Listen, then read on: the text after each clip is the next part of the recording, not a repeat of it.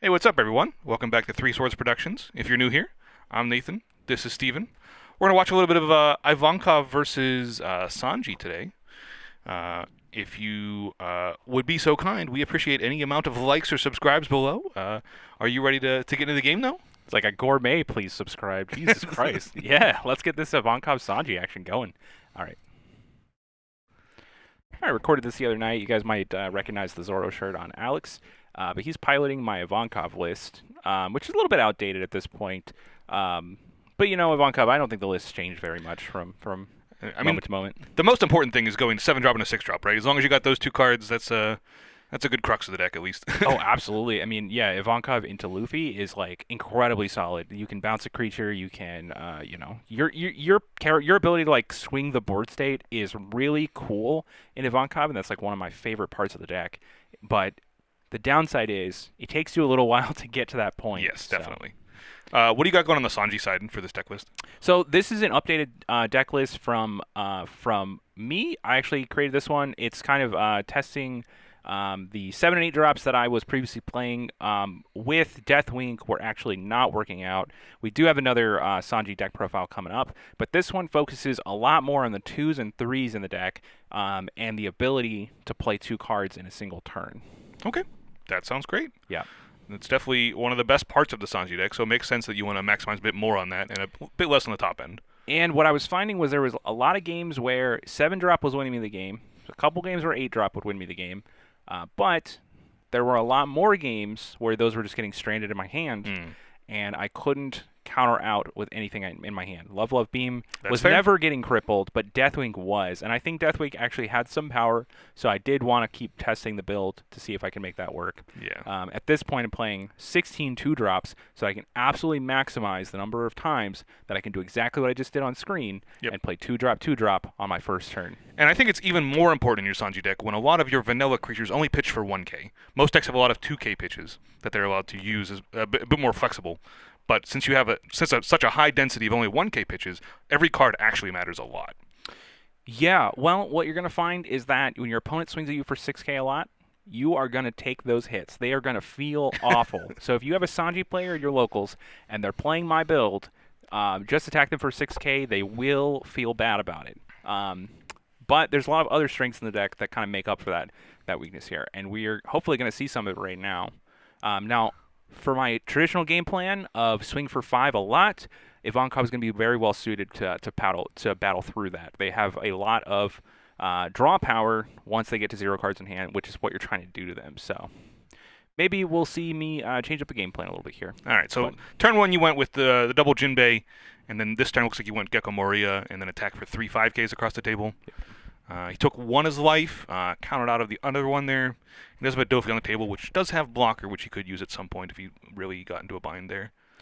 And on Ivankov's side, he got to start out with the turn 1 Perona into turn 2 Dofi, which is very nice for stacking his deck. Let's see what he does on this turn. Swings at me for 5. I don't think he's... Okay, Yeah. he's unsure about where that attack's going. That makes a lot of sense. Do you clean up the board, or do you just swing face? I think it's kind of what the hand looks like a bit. If your hand has something like one of the really chunky 4-drop blockers,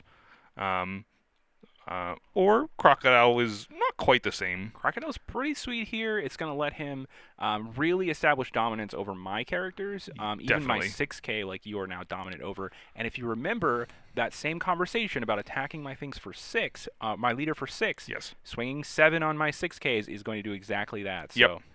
And I think in that same exact vein, it might have even been better to use Ivankov to attack down one of the Jinbeis last turn, because they are 4Ks and your lead's a 5K.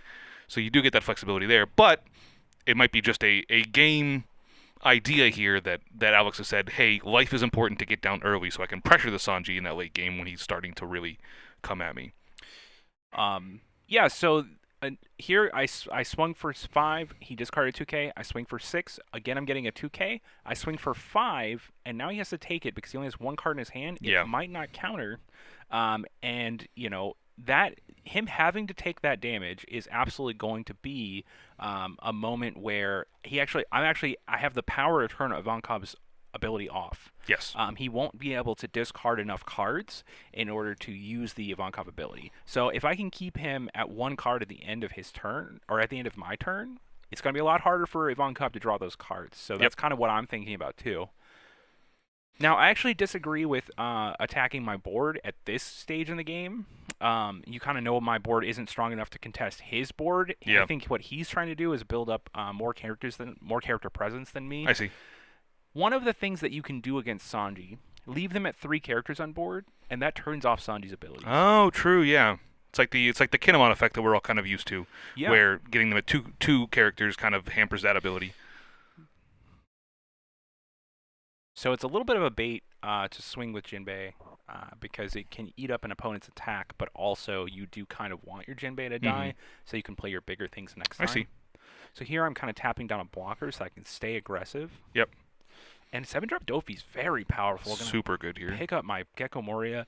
Fortunately for me, I've already gotten a couple of attacks off with the Gecko Moria, but the Dofi is a huge tempo swing. Yeah, and now if you just purely look at the board, you can definitely see on the Ivankov side it is much bigger now. We are dealing with much bigger threats, and we know our hand. I can see there has got a couple events, a couple bigger bodies, but overheat and a level of beam actually. Overheat looks just okay here, doesn't it? Well, being able to put back, the blocker when he swings on the last turn is going to be really powerful. That's true. Kind of the things that he's going to lean on as a surprise is not going to work. Also, another cute thing you can do, and this is what you have to think about against Ivankov, how do I put one card in their hand at the end of their turn? Yes. The last attack that he makes, I overheat and put a card back in his hand. Oh. He does not draw 2. Okay. Clever. I do like that interaction. So we're going to play Gecko Mori again. And this time a Killer. Now, Killer's surprise tech for my deck. It has been floating around, so it's nothing new in the Sanji community. Yeah. But for my deck, it is new. I think I put in a 1-of just to test it. I do like it a lot, although it does kind of cut away at the number of vanillas I'm able to play without actually adding like an incredible amount. You see here, Killer does come down, and I don't have enough Dawn available to actually even use his ability. Yeah. Now that's unique to this situation, of course, but it's not like you're holding open for something like an event here, like a Punk Gibson or a level 1 beam. Or... Overheat, 100%. Overheat. Sure. Yep. Yeah, definitely overheat here. I mean, this is the turn, right? He's at 1. Yep. He That's has right. very few cards in his hand. He probably cannot kill me this turn. Okay, he's gonna go ahead and bounce my Killer back to my hand, which is actually kind of brutal. He did discard a Mihawk. Did discard a Mihawk for that. That's a big deal. But he's just acknowledging that he's also not going to survive. So this is an attack at me for 6. Let's see what I do about it. I do have a lot of 1Ks in my hand, so while it doesn't feel great, I can go ahead and get out of this. That's another upside of Killer. Killer is 1Ks. another card that you can pitch while being a blocker. Oh, 100%. This is all about... my deck list right now is all about not having cards in hand that do not counter. Right. And I took the damage, which I actually very much afforded that ability. Mm-hmm. And now I see he only has 1 more attacker. So we are looking to overheat right now because there is a world where he does not attack with the last thing. And we don't want to give him, because with 1 card in his hand we know exactly it's a 1K. He cannot defend 2 cards. We know exactly all of the math. But if he does draw 2Ks or 2Ks off the top of his deck, well, we still know the math, but it's a little bit worse for us. So we're just going to take the safest line here.